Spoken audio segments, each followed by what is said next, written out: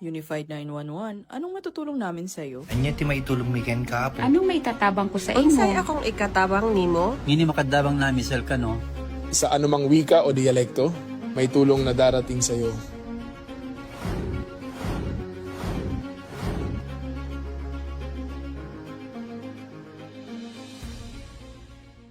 Lilingkod sa bawat Pilipino at magbibigay ng tamang impormasyon para sa tahimik at maayos na Pilipinas. Police News Network, alagad ng batas, tagapagtaguyod ng balitang pulis, sandigan ng mamamayan, patnubay ng katotohanan.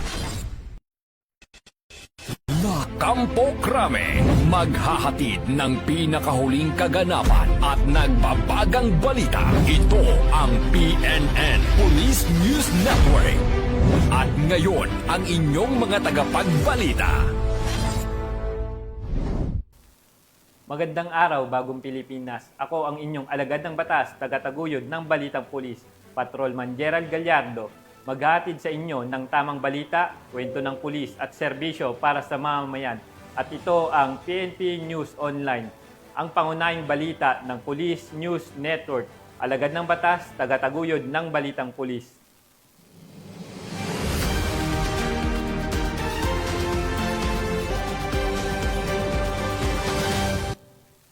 Narito ang mga balitang dapat nyong abangan.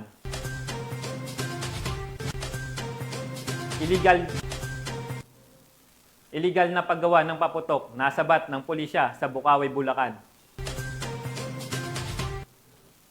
Wanted sa 2 counts of illegal recruitment nahuli ng Dasmariñas Police. At high-value individual arestado sa bypass operation sa Santa Cruz, Ilocos Sur.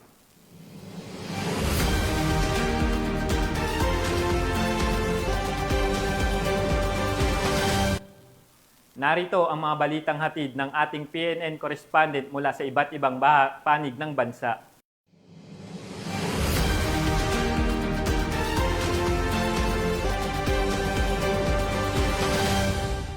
Simulan natin ang balita mula sa bahagi ng Luzon.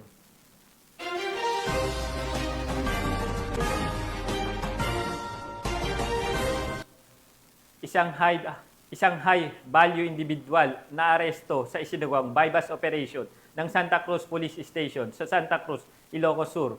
Ayon sa ulat, nasamsam sa operasyon ang ilang sachet ng hininalang shabu at bypass money.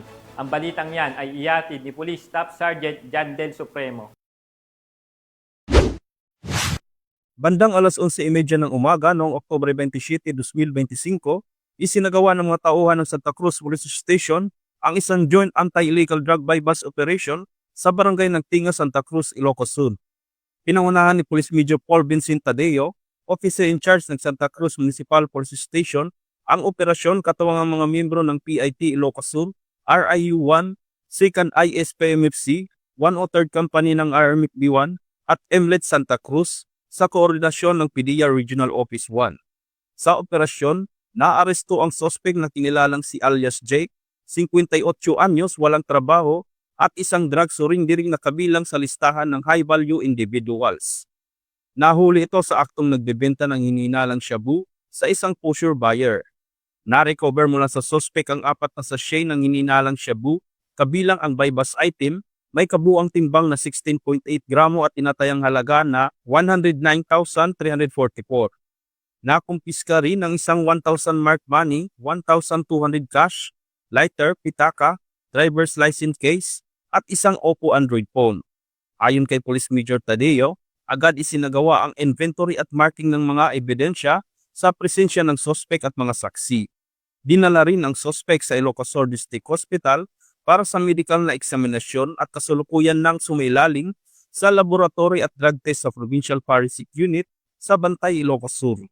Kasalukuyan na ring inihanda ang mga dokumento para sa pagsampa ng kaukulang kaso laban sa naarestong suspect. Ang operasyon ay bahagi na patuloy na kampanya ng kapulisan laban sa ilegal na droga upang mapanatili ang kapayapaan sa komunidad. Mula dito sa Ilocos Region, ako ang inyong PNN correspondent, Police Staff Sergeant Jandel Supremo, alagad ng batas, tagataguyod ng Balitang Pulis. Maraming salamat Police Staff Sergeant Supremo. Samantala, arestado ang isang lalaki sa Bukawi, Bulacan dahil sa umano'y illegal na paggawa ng paputok. Ayon sa mga otoridad, nasamsam sa operasyon ng pulisya ang iba't ibang uri ng paputok at materyales na ginamit sa paggawa nito. Patrolwoman Mildred Tawagon sa balita. Ng mga tauhan ng Bukawi Municipal Police Station ang isang lalaki dahil sa iligal na paggawa ng paputok sa Sitio Bigunan, Barangay Binyang, First Bukawi, Bulacan nito lamang Lunes, ika-27 ng Oktubre taong kasalukuyan. Kinilala ni Police Lieutenant Colonel Virgilio D. Ramirez, hepe ng Bukawi Municipal Police Station, ang sospek bilang si alias Junjun, 22 anyos na residente ng nasabing barangay. Batay sa ulat, isang concerned citizen ang nagbigay alam sa pulisya hinggil sa iligal na paggawa ng paputok ng sospek nang walang kaukulang lisensya o permit mula sa PNP Firearms and Explosive Office. Kaya't agad na nagsagawa ng verifikasyon ang mga kapulisan at naabutan ang sospek na aktibong gumagawa ng paputok. Na-recover mula sa kanya ang humigit kumulang 23 kilo ng potassium chlorate, mga cylinder na bahagi ng baby rocket at ilang finished products na hindi pa matukoy ang kabuuang dami. Ang sospek at ang mga nakumpiskang ebidensya ay dinala sa Bukawi MPS para sa wastong dokumentasyon at pagsasampa ng kaukulang kaso alinsunod sa Section 4, 5 at 7 ng Republic Act 7183 o Firecracker Law. Muling pinaalalahanan ng Bulacan Police Provincial Office sa ilalim ng pamumuno ni Police Colonel Angel L. Garciliano, Provincial Director ang publiko na sumunod sa batas at maging responsable sa paggamit ng mga paputok bilang bahagi ng patuloy na kampanya lawan sa iligal na paggawa at paggamit nito upang maiwasan ang aksidente at masiguro ang ligtas at mapayapang pagdiriwang ng mga selebrasyon. Mula dito sa Bulacan Police Provincial Office, ako ang inyong PNN correspondent, Patrolwoman Mildred A. Tawagon, alagad ng batas, tagataguyod ng balitang pulis. Maraming salamat Patrolwoman Tawagon. Arestado ng Dasmariñas City Police Station ang isang regional most wanted person sa isinugwang operasyon sa Dasmariñas, Cavite. Ang suspect ay matagal nang pinaghahanap ng mga otoridad dahil sa kasong 2 counts of illegal recruitment. Ang kabuuan ng balita ay hatid ni Patrolwoman Priscel May Urbano. Gusto ng pulisya ang isang babaeng kabilang sa listahan ng Regional Most Wanted Person sa isinagawang operasyon ng Dasmariñas Component City Police Station sa Calamba City, Laguna. Kinilala ng mga otoridad ang suspect bilang si alias Karen, residente ng Dasmariñas City, Cavite. Naaresto ang suspect sa bisa ng warrant of arrest para sa 2 counts of illegal recruitment. Samantala, sa isang pahayag, sinabi ni Police Colonel Ariel R. Red, Acting Provincial Director ng Cavite Police Provincial Office, na ang matagumpay na operasyon ay patunay ng walang humpay na dedikasyon ng kapulisan sa pagtugis sa mga wanted na individual. Mula dito sa PRO Calabarzon, ako ang inyong Police News Network correspondent, Patrolwoman Priscel May P. Urbano, alagad ng batas, tagataguyod ng balitang pulis. Maraming salamat Patrolwoman Urbano. Tungayan naman natin ang mga balita mula sa bahagi ng Visayas.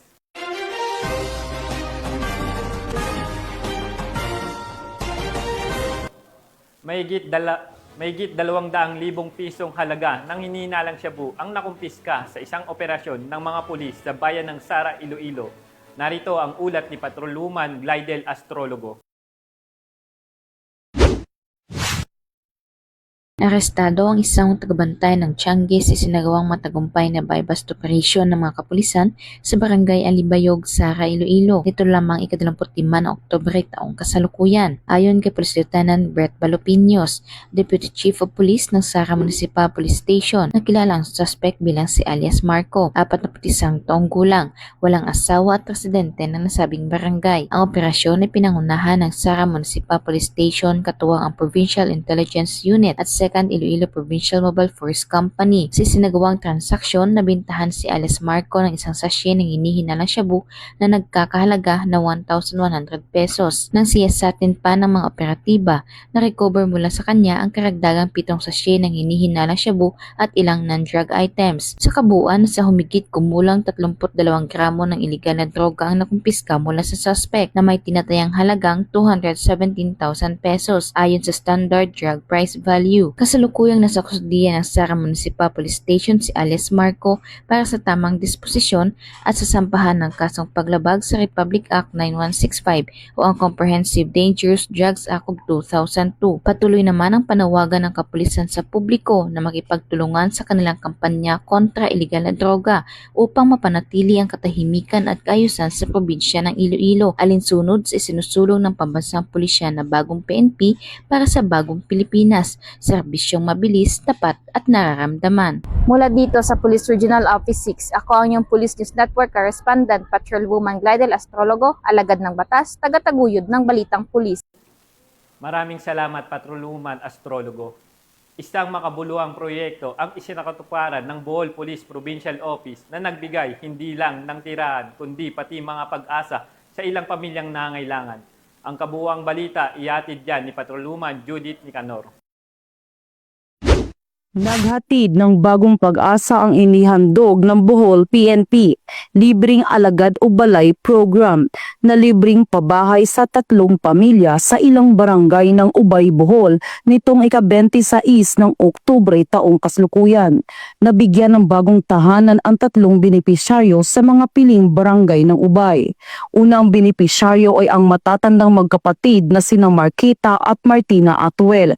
Sumunod naman ang pamilyang Bacorio na may 6 na anak. At ang pangatlong benepisyaryo ay isang 17 taong gulang na working student na may 2 kapatid na binubuhay. Pinahunahan ni Bohol Governor Erico Aris Aumentado at kanyang asawa na si Congresswoman Vanessa Van Aumentado ang nasabing turnover ceremony. Ang dalawa ay nagsilbi ring principal benefactors ng programa sa pamamagitan ng kanilang balay sa paglaom na advokasya. Ang PNP Bohol sa pamumuno ni Police Colonel Patricio Sidigay Jr., Provincial Director, ay nagpaabot ng taos-pusong pasasalamat sa napakalaking suportang natanggap sa nabanggit na aktibidad.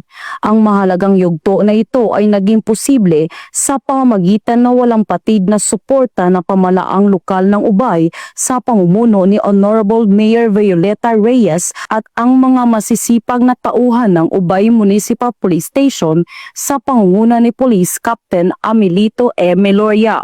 Dumalo rin si Police Lieutenant Colonel Norman L. Nuez, Spokesperson Public Information Officer Chief Picadu at ang ating mga lokal na stakeholder. Ang libreng alagad o balay project ay nagpapakita ng testamento sa hindi natitinag na pangako ng bagong Chief PNP. Sa bagong PNP sa bagong Pilipinas, serbisyong mabilis, tapat at nararamdaman dahil naglalaman ito ng katangian ng PNP Bohol na umaantig sa mga puso sa bawat pagkilos ng pangangalaga, nagpapasigla sa mga komunidad sa bawat pagtulong, na iiwan ng pangmatagalang epekto sa bawat buhay na nakakasalamuha. Mula dito sa Bohol Police Provincial Office, ako yung Police News Network Correspondent, Patrolwoman Nikia Cañedo, alagad ng batas, tagataguyod ng balitang pulis. Maraming salamat, Patrolwoman Cañedo. Arestado ng 805 Maneuver Company ang isang individual na may kasong rape sa Barangay Palanog, Haro, Leyte. Patrolwoman Cristel Palafox sa balita. Estado ng motoridad ang isang lalaking wanted person na may kasong rape matapos mahuli sa Barangay Palanog, Haro, Leyte. Naresto ang akusado bandang alas 3:25 ng hapon ng mga tauhan ng 805 Maneuver Company, Regional Mobile Force Battalion 8 sa bisa ng warrant of arrest para sa kasong rape na walang nirekomendang piyansa. Ang akusado ay dinala sa Haro MPS para sa kakulang dokumentasyon at tamang disposisyon. Patunay lamang ng pambansang pulisya ay hindi nagpapabaya sa kanilang sinumpaang tungkulin na huliin ang mga taong tiwalag sa batas upang mapanatiling ligtas ang komunidad nang sa gayon may patupad ang kapayapaan ng bansa para sa ligtas at maunlad na bagong Pilipinas. Mula dito sa Eastern Visayas, ako ang inyong PNN correspondent, Patrolwoman Palafox, alagad ng batas, tagataguyod ng balitang pulis. Maraming salamat, Patrolwoman Palafox. Narito naman ang mga balita mula sa bahagi ng Mindanao.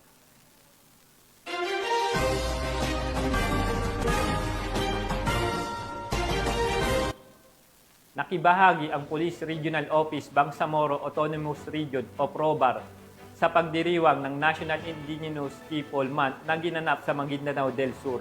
Layunin ng aktibidad na kilalanin ang pagdiriwang, ang mayamang kultura, tradisyon at kontribusyon ng mga katutubong pamayanan sa rehiyon. Patrolwoman Leonora Gawang, ibalita mo.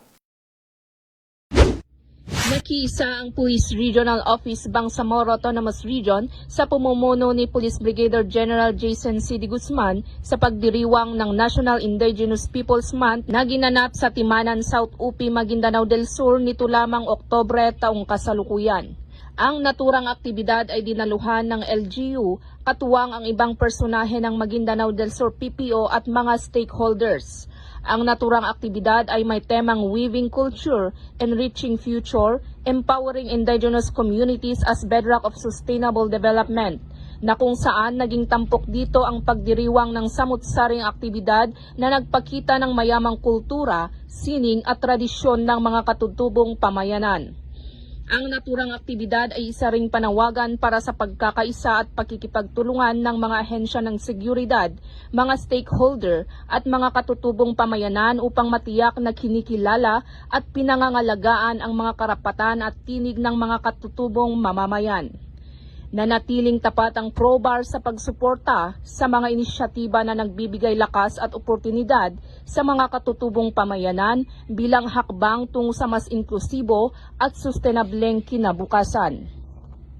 Mula rito sa rehiyon ng Bangsamoro, ako ang inyong Police News Network Correspondent, Patrolwoman Leonora Gawang, alagad ng batas, tagataguyod ng Balitang Pulis.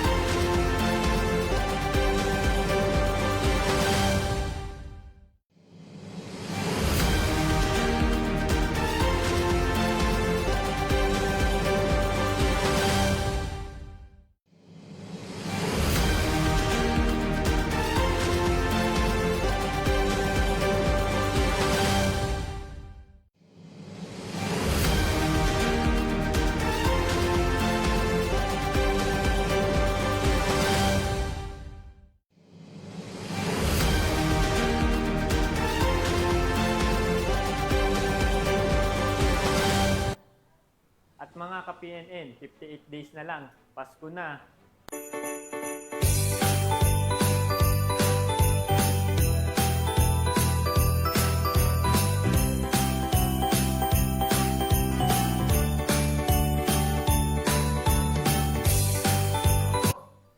At yan ang mga balitang nakalap ng ating mga PNN correspondent mula Luzon, Visayas at Mindanao. Sa ngalan ng pamunuan ng Philippine National Police sa pangunguna ni Acting Chief PNP Police Lieutenant General Jose Melencio Corpus Nartates Jr. at sa pamumuno ni President Ferdinand Bongbong Marcos Jr., kami ay maglilingkod sa bawat Pilipino at magbibigay ng tama at balanseng balita. Kami ang bagong PNP para sa bagong Pilipinas, serbisyong mabilis, tapat at nararamdaman.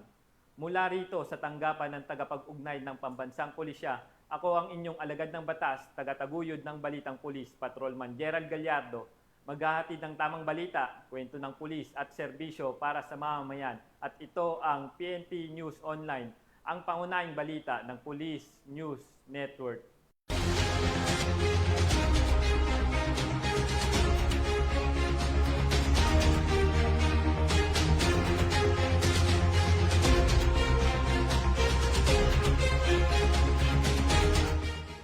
Police News Network, alagad ng batas, tagapagtaguyod ng balitang pulis.